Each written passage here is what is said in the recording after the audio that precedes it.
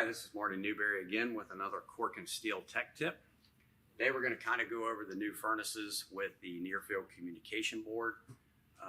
The old boards in the past, guys, we were dealing with either dip switches or spade connectors to change fan speeds. Now you've got a near-field communication board on these things.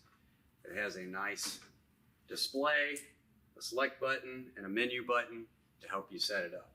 Another thing you can do is you can have the Fast OEM app on your phone, and you can use that to set up your fan speeds and for cooling, heating, things like that.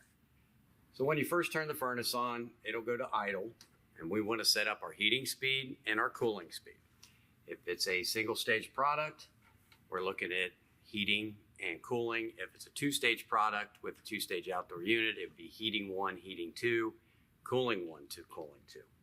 So we're going to hit the menu button. We're going to go to heating. We're going to hit the select button. Now I can change my fan speed. So you can see we're set on 14. I can run it up all the way to 18 or 17 on the heating speed there. Starts at 7, and I can run it up through here, wherever I want to leave it at. We'll go back to 14, select it. Cooling. I hit a couple more times till I see cooling.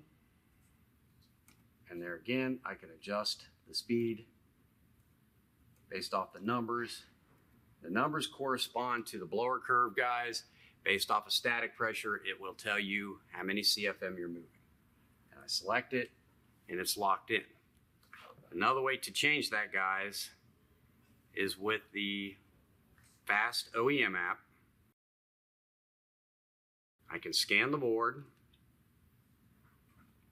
connect to equipment, connect to furnace NFC, and we're going to say installer setup. Hit the connect button, go over to the thing that looks like a phone. We had an error. You do have to power down to connect to it. Keep forgetting that part. We have to power down, hit connect, and now you can set all that up through the phone. So I can set up my heating airflow. I can change it. We set it on 14, that's where it's at. But you can move this up and down based off of that.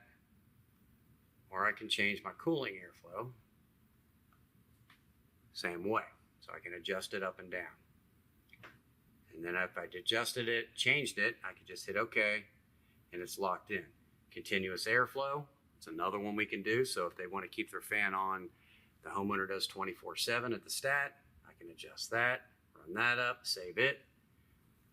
And then I can control my heating blower off delay, my cooling blower off delay, furnace orientation is going to be listed here, whether it's upflow or downflow.